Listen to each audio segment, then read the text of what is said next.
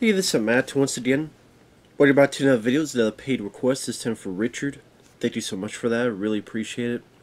For those interested in requesting pretty much any type of videos, or topics, reviews, re-reviews, whatever the case may be, feel free to send it either directly to my PayPal or join my Patreon. Both links are down below in the info box. It could be for pretty much anything. And this is for the 2007 film Hot Fuzz. Now, this is a film that I remember seeing back in the day, being a big fan of Shaun of the Dead. It's still my favorite Edgar Wright film, who directed this as well. Still my favorite film with Simon Pegg and Nick Frost as a team.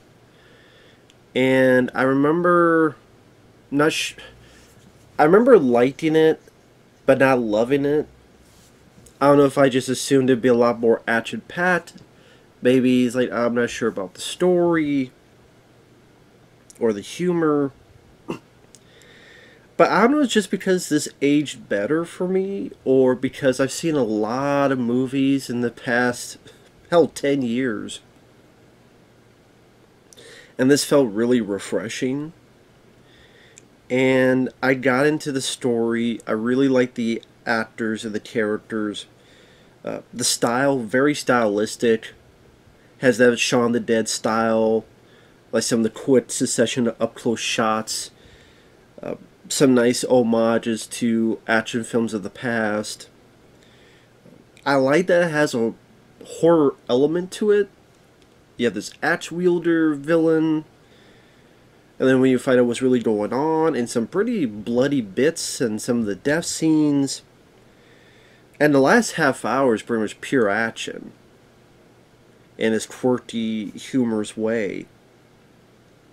And yeah, I really enjoyed this. Like, I really, really enjoyed watching this again.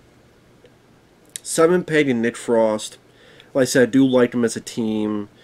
I love Shaun of the Dead. I even liked them in this film called Paul, where it's one of the few films I could deal with Seth Rogen, who voices this alien, and Simon Pegg and Nick Frost are going to this comic convention, and ultimately they find this alien. It becomes a road trip movie with the three of them. You have, I think, Jason Bateman, Sigourney Weaver. Underrated film. I always thought that's a fun movie. I would have preferred if that got a sequel than Ted. Because Ted was around the same time. That was about a talking teddy bear. But I actually prefer Paul. Now, Edgar Wright, like I said, Shaun of the Dead is my favorite. I did really like this one. I don't like The World's End. I really don't. I didn't think it was that funny. I didn't think it was that entertaining. Then it goes to like a post-apocalyptic end of the world movie, like the last act, and I'm like, I just didn't care for that film at all. I like Baby Driver. Last Night in Soho was not for me. I know a lot of people love that one. I could not get into it. I still would have been interested to see what his version of Ant-Man would have been. But I know that him and Marvel kind of butted heads, and they would not let him have the artistic freedom. And maybe, I like the first Ant-Man movie, but maybe, well, I mean, he could have done the first movie, then the sequel, someone else could have done it. I don't know. But I will say that while I don't love every film that he does, he's still a very interesting and very talented director. Now, the story is that Simon Pegg is a constable, Nicholas Angel, and it shows a succession, a montage of him being very successful at his job. Riot control, commendations, doing well on tests, doing well in fencing. He has the highest arrest record. He even gets stabbed by someone in a Santa Claus outfit, which, for understand, that's Peter Jackson, who directed Dead Alive, of course, Lord of the Rings later on. Because Peter Jackson was such a fan of Shaun of the Dead, so they got him for a cameo. And the superiors, including Steve Coogan and others, I think Bill Nighy is one of the big superiors, who was in Underworld, and he's been in a lot of films. They're like, hey, you're making us look bad, so you're being reassigned to this little village out in the country. So he says, kind of goodbye to his old girlfriend, who is actually played by Kate Blanchett, but you don't see her face because it's all covered up because they're doing sort of a CSI, not CSI, but they're doing a cleanup. They had to wear the stuff on, but it's Kate Blanchett. And I like the humor where, oh, I see, yeah, I know you're seeing someone. Yeah, you seeing him? No, I'm not seeing him. No, I'm seeing him. And another guy turns, hey, hello. Oh, just the fact that everybody's wearing these type of outfits for in case there's contamination and such, and just the way the guy turns, go, hello. Just the way he verbalized that, I will admit, cracked me up. So it has a really tight editing, and even though this is 2 hours, watch it again, it felt very fast paced for me. I didn't get bored with it. Maybe because, again, I like the stylistic, tight editing choices that Edgar Wright made. Because Simon Pegg, it was nice to see him play a different type of role that he did the Shaun of the Dead. Shaun of the Dead, he's playing a guy who's pretty lazy. Here, he's total opposite. He's focused, looking at any crime that could happen. So it felt like a change of pace for Simon Pegg. And when he gets to this village, a lot of familiar faces. Of course, Nick Frost, who will later be his partner. You find out he's the son of the boss, the chief of police there. Timothy Dalton from License to Kill, underrated James Bond guy. You have Paul Freeman, who's Belloc, the bad guy in Raiders of the Lost Ark. And it seems like a perfect, picturesque village. Seems that much to do in terms of crime solving. At one point, you have to get the swan. At one point, get the shoplifter. And they do an ode to Shaun of the Dead. Take the shortcut. But in this time, Simon Pegg is jumping over the fences perfectly while Ned Frost is blasting through them. The fences.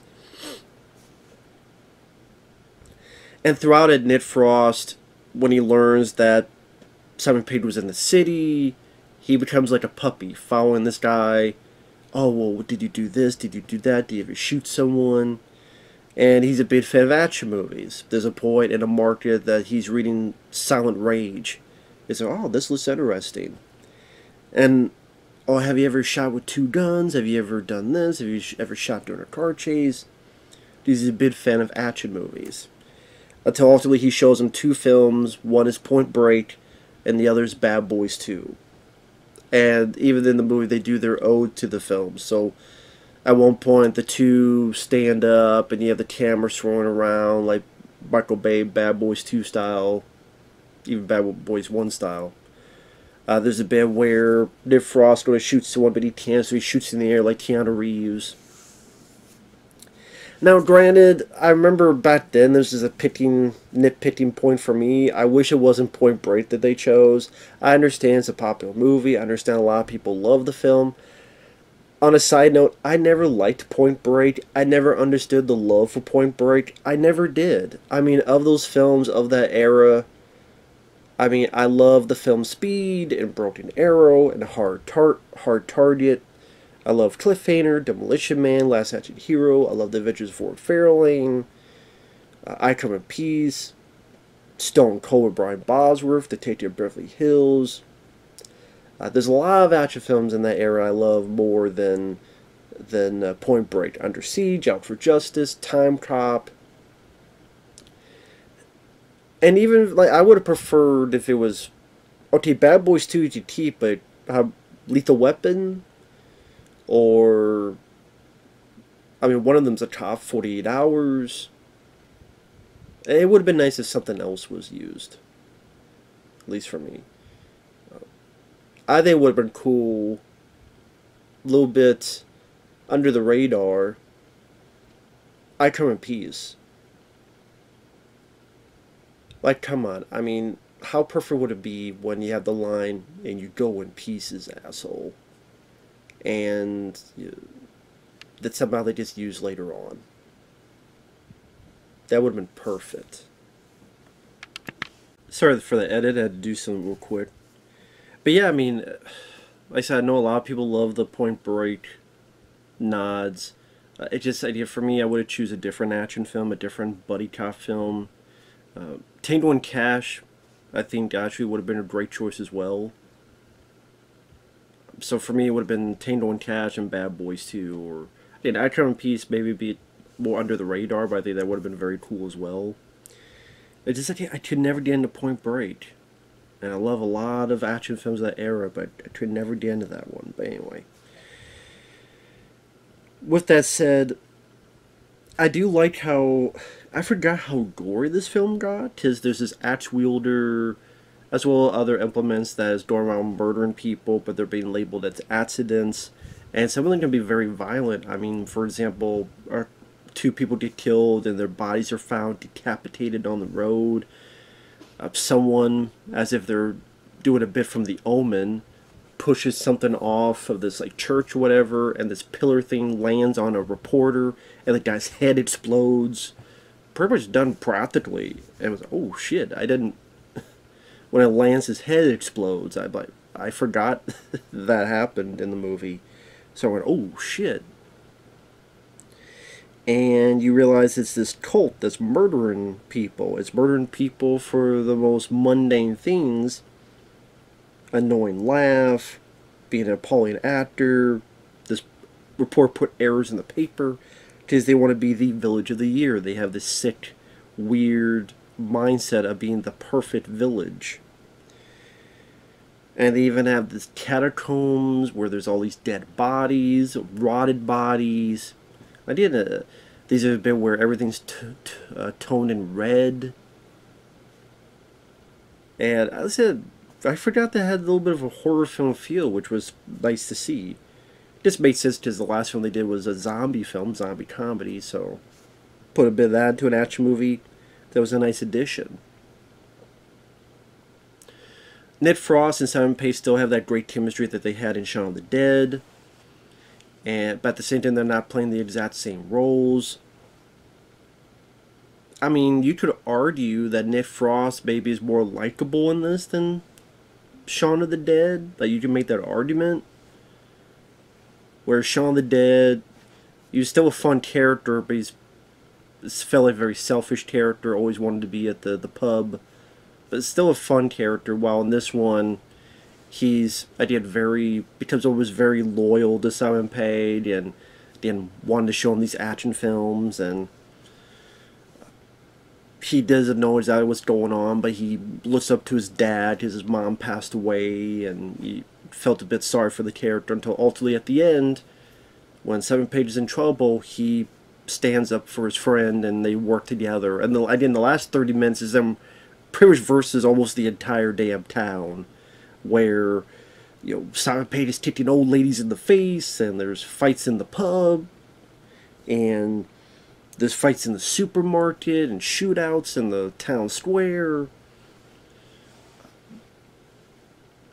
Just a big old action set piece, fun to watch, fairly well directed, you know, understood what was going on.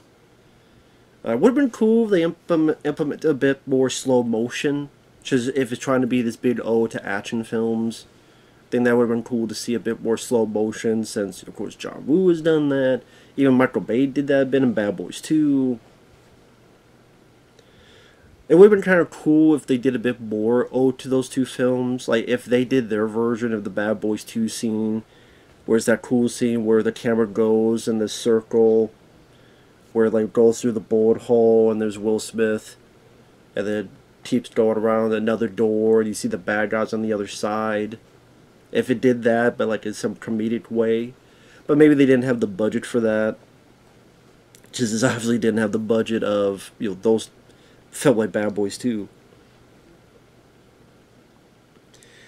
But I guess they felt that if we're going to have action, let's have a big old scene. Like I said, the last 30 minutes, there's even a one-on-one fight between Simon Pegg and Timothy Dalton. I'm on this miniature set of the miniature version of the town.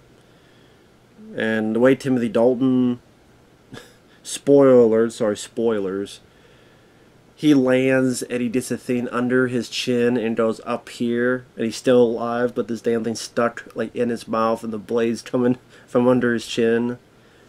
I'm like, oh my god, how that would hurt. And spoilers, I thought, maybe at first I thought this was a cop-out, no pun intended, but I actually liked the idea that, yes, they wound and fuck up these people, but they don't get killed. Number one, it makes it feel a bit different, because they are police officers, at the end of the day, not vigilantes, and they do arrest all of them. And maybe actually there's more of a fitting comeuppance, because, you know, they don't spend the rest of their life in jail having fun maybe this way, or you know, any other way they can see fit.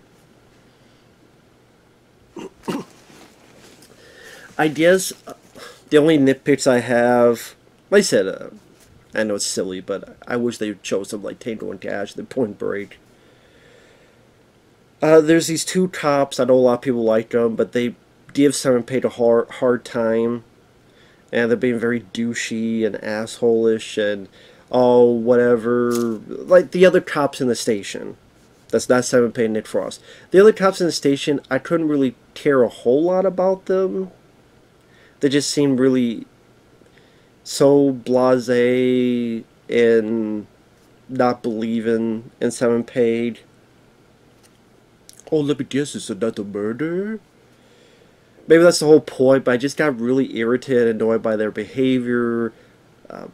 Of course, by the end, they turn around, they believe Simon Pegg, and that's the whole point of it. But just, I don't know. I get that some people find some humor with them. Maybe because the little bits that they're in it, they're just being so douchey to the main character. And we know, as an audience, that they're so wrong that by the time they make that turn, it's like, well, they haven't really developed these characters other than being douchey. We don't really know anything else about these characters. So it's like, I don't really care about the team. I honestly would have preferred if that team were also bad guys, and then Simon Pegg and Nick Frost, a section where they had to face the police, their fellow comrades, and like a big shootout in the police station. There's an explosion because of a sea mine, which is a different fun idea, because it's not many of these top movies you have a sea mine involved, but I don't know. I guess for me, I would have preferred just the two of them alone against this town, and just, but maybe they actually have some corroboration with these other fellow officers, so it helps their case more plot-wise. But anyway, I just wasn't big on those supporting characters, the other police officers. I'm trying to think of anything else. I do like one thing, that another homage I liked, is that there's a bit where they find all these guns, and they get all these guns to put into the evidence locker. When they find all the guns, it's playing the trailer music of Lethal Weapon. Not from the movie, but from the music. Like, if you watch the trailer to Lethal Weapon, you know what music I'm talking about. And I thought it was cool that they, oh wow, I haven't heard that piece of music in a while. That's a deep cut too, because people may like Lethal Weapon, but doesn't mean they remember the trailer. So if you remember the trailer music, like I do, I'm like, okay, that was a nice nod. Okay, I enjoyed that quite a bit. So like I said, I like the cast for the most part, other than it wasn't the cast fault, it was the way they were written, the other supporting officers. But the people like Paul Freeman, Timothy Dalton's have a lot of fun. It's kind of as if he wants to tell everyone he's guilty, and he knows in his mind they can't do anything about it, so he's so giddy and so happy, and, you know, poking Simon Pegg, like, hey, how's it going, you know, look where I'm at, you know, what are you gonna do about it? That type of almost like friendly, not animosity but in a way, but friendly kind of cockiness. I said Simon Pegg and Nick Frost work well together. They still have great chemistry. The action scene in the finale, the last 30 minutes, is a lot of fun. You had a car chase in there. A fight with this big lurch-looking guy Simon Pegg has about 2 times in the film. Did you say cool off? Yo, Chris, you hit him in the freezer? Nah, I didn't say anything. Ah, it's a shame. And again, how there was a horror element to it, which was a nice addition. Everything else between. This was, like I said, a lot of fun to watch again. And a very enjoyable movie. So with that said, thanks for watching. Take care. We will see you later. Bye-bye.